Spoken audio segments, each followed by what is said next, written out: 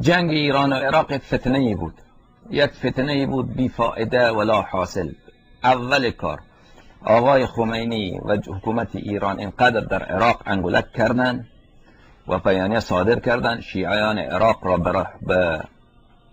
به پاخیزی و به انقلاب دعوت کردن و اعلامی هم دادن که ما انقلاب خود را صادر میکنیم. و عربها، عربستان سعودی، کویت و امارات، خود صدام، مصر، همه اینها ترسیدند که واقعا عراق اکثریت شیعه هست، یک بار این به دست این حکومت از دست ما سقوط نکنه. و اینها هم تمام این رو دولت ها هم فحش میدادن تمام روز از حکومت ایران.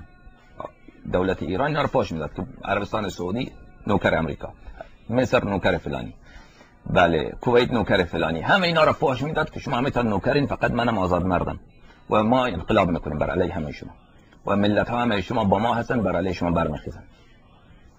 لذا این عرب ها همشون ترسیدن. صدام هم که از اولم که دشمن شیعه بود و آقای خمینی خوب می‌دونست این چقدر دشمن شیعه هست، اون هم بله حساسیتش خیلی بیشتر شد.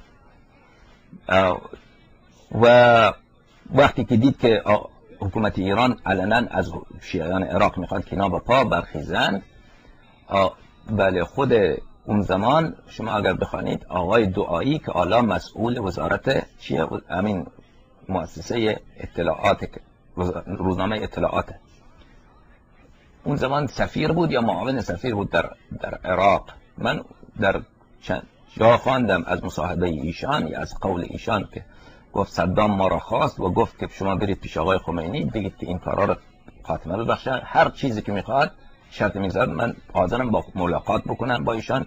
دیگر این که این حرفا رو میگه که در عراق کودتا بشه، اینا بشه و انقلاب بشه، اینا رو کنار بگذارید و الا ما جنگ میشه بین ما جنگ صورت میپذیره. این آقای دعایی آمده بود پیش آقای خمینی، میگه من آمدم گریه کردم پیش آقای خمینی و گفتم که این حمله صورت میپذیره. گفتن نه، آقای خمینی گفت که این حرفا چیه، صدام کیه که حمله بکنه، این حرفا چیز نیست. بله بعدش هم که